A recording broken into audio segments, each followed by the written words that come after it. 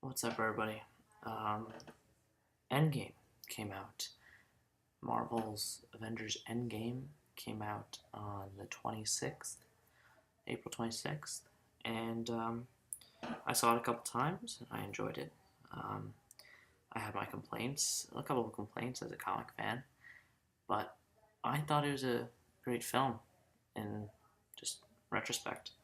But I'd like to get into that, whether or not um, the good, the bad, the ugly, this and that of the film.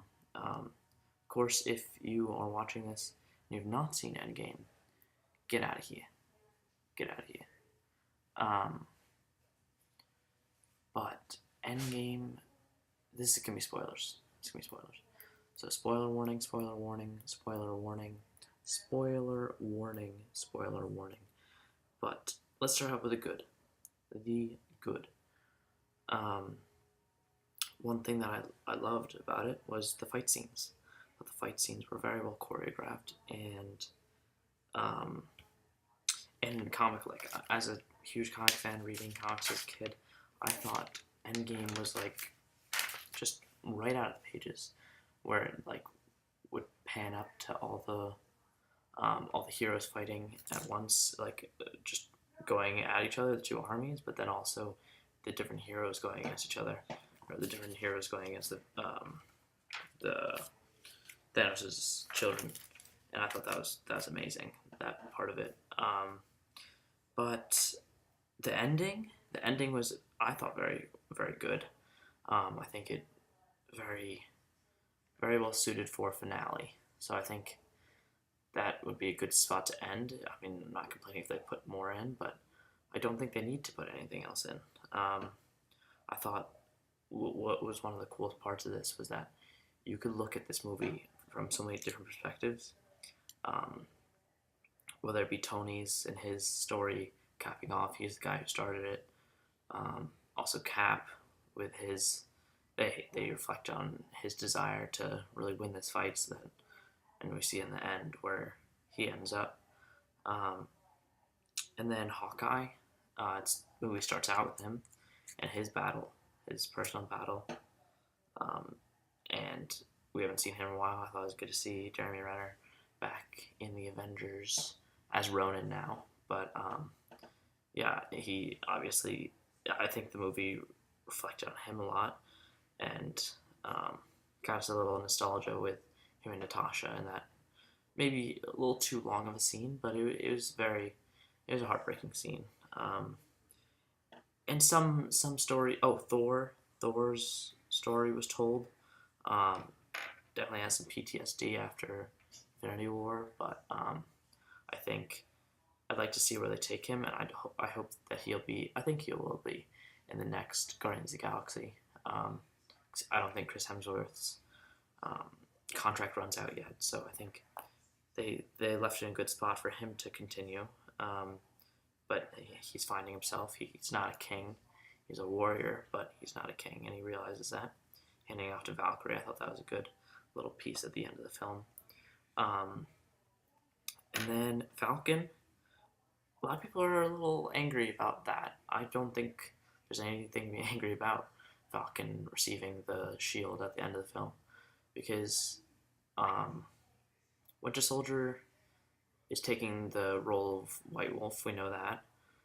Probably will be in the next Black Panther movie or movies. And he's also not the greatest guy.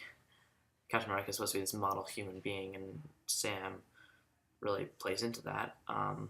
Even though, at least in the comics, he does have a troubled childhood and isn't like a street thug, but is kind of saved by Captain America, and that's kind of what we're seeing. And even though he has a different storyline in the MCU, that he is changed because of Steve Rogers. So he's a good guy, and I think for him to take the torch or to take the shield in this matter is a good choice. I mean, he does in the comics, he does here.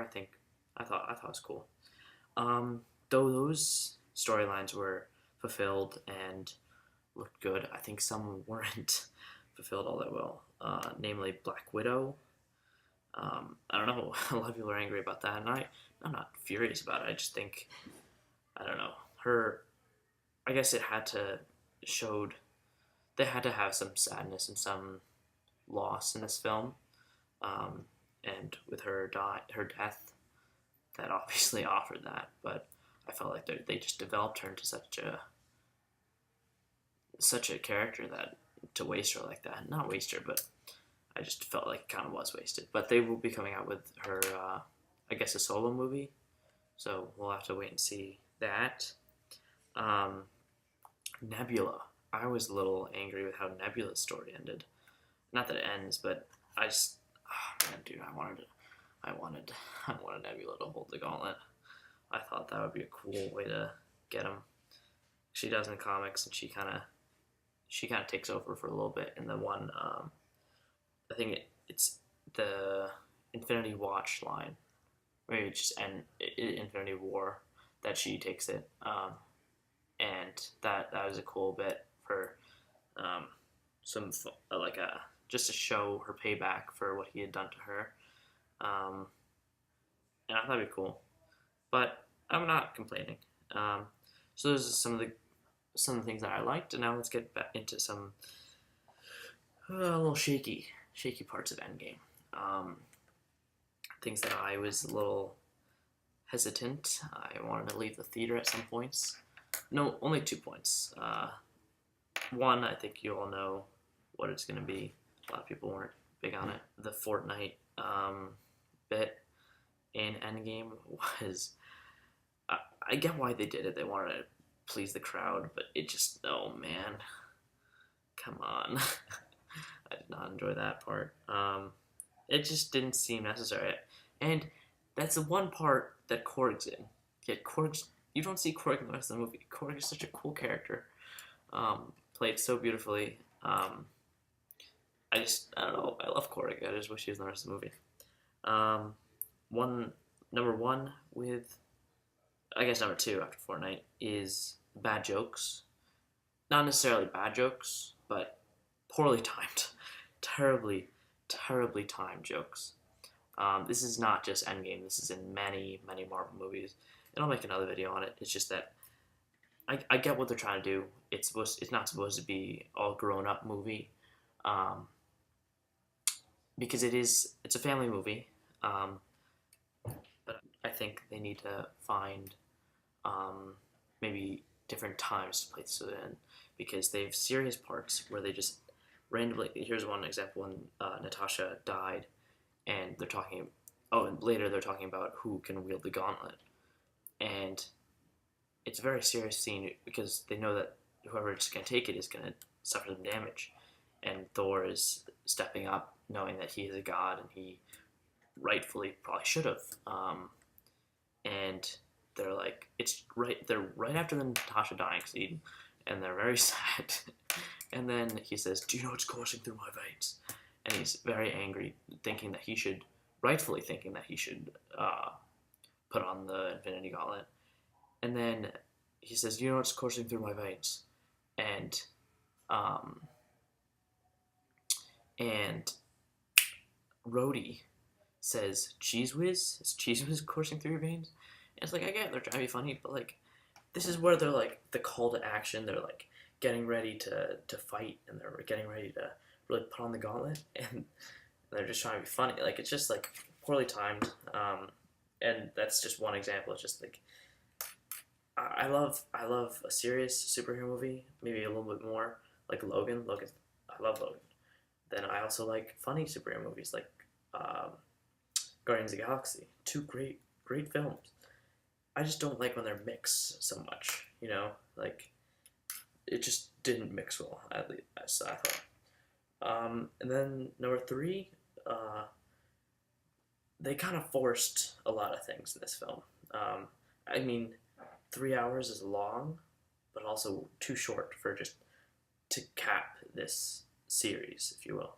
Um, I thought I just think they kind of try to jam too many things in it. I don't.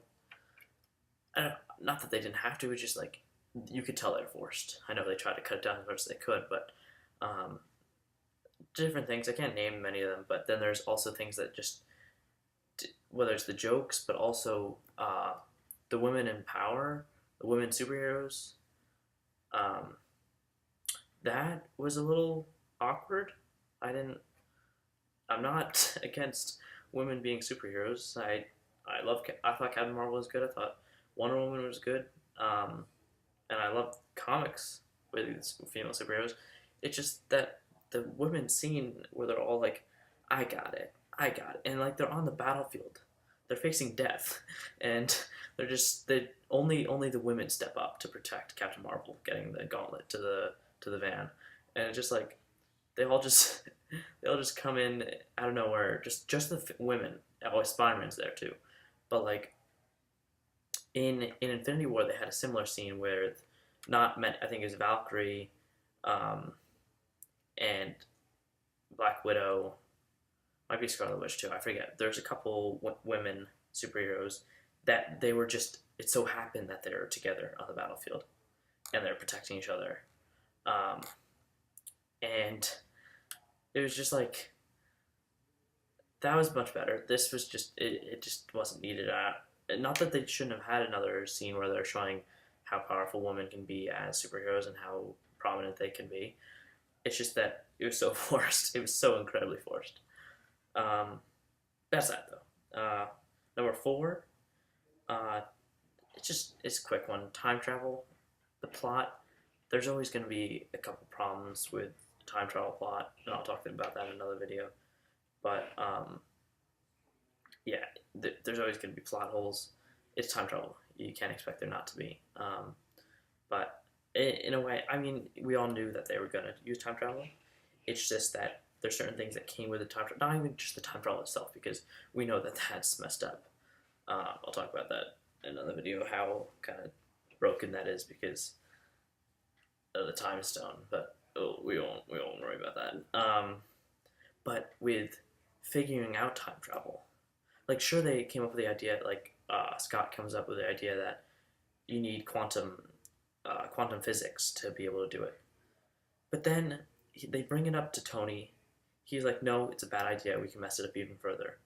And it doesn't show a time span, but it couldn't have been long. And he figures it out. Something that's been people have been trying to figure out for forever. He figures. I understand he's genius in this MCU. I understand that he's very good at making his Iron Man armor, but to figure out time travel within days, just by making a circle inverted and then pinching it in a little spot. I don't know. That was just. Once again, they're definitely trying to force, just kind of compact things, and they're not going to take forever. But then it's just that it's inconsistency a little bit because there's so many scenes that are drawn out for too long, and like they don't need to be that long. But then there's certain scenes that you kind of need to be longer, and they're just not. And that's just a little thing that I wasn't a big fan of, but that's not a huge deal. Just how quickly they figured out how to time travel. But then number five, I guess it's just inconsistencies. I guess with me and my friend were talking about how overpowered Scarlet Witch can be at one point. Oh yeah, she's getting kind of booty clapped by Thanos when he has no stones. For a little bit, she does beat him afterwards, but yet in Infinity War, she's single with one hand. One hand she's on Vision. The other hand, she's blocking Thanos while he has 5 of the Infinity Stones, Infinity Gems. Like I don't know, but there's just that's not the only one. There's just multiple little just not they're not they're inconsistent a little bit, but that's not a huge deal.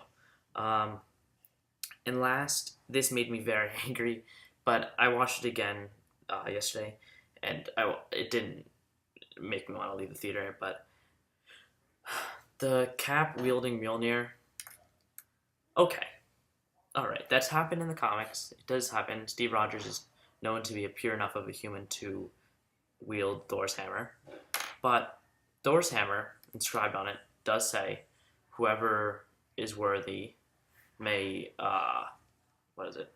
May have the power of Thor," right?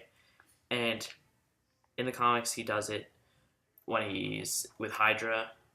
Um, Other times, I think Thor had died. Another time, Thor had abandoned humanity and he just wasn't there. None of them, Thor was there.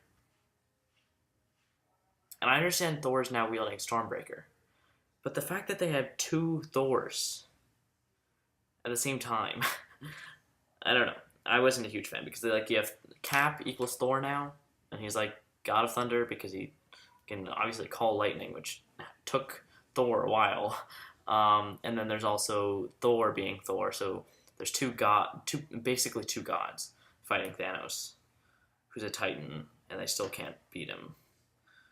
It was just I don't know that fight scene. It was very very well choreographed, and I loved it. And it Cap taking up Mjolnir because they hinted at it earlier in Age of Ultron. That's not what bothered me. It's just how they did it and how there's also Thor wielding Stormbreaker. It just wasn't like because like then you have the problem if they both call on it simultaneously, who's gonna get it? Like, I don't know. I just didn't. It bothered me that there's two of them because that's just never happened and that just didn't seem like it was right. Especially, I don't know. Yeah, there's just little things, whether it's that or Captain Marvel being too overpowered, but I know they tried to take her out, not be in the movie so much, but then it's like, why wasn't she there the whole time? Because like she knows that the battle's there. So like I understand she's going to other planets, but like she knows where Thanos is. She knows that's the main problem. Then why isn't she there the whole time? I don't know. There's just I know why they didn't have her because she's so incredibly powerful. Um, but it's just like why? But honestly, those are just me being nitpicky, me being a little nerd, and getting angry at certain things. But it was an amazing film. I loved it. I've got some favorite scenes that I'll talk about. Just maybe not now, but the dialogue was very good. I loved um, how realistic, like whether it's Bruce or Tony realizing the opposite side, whether it's like this is too risky or um, like what was it? Oh, like when they're going to Tony, like he has his second chance. Um, Tony got his daughter. Tony has his family, and they're all alive. And though he lost Peter, like he doesn't want to lose anymore. And like they rarely reflect on those things. It's kind of just like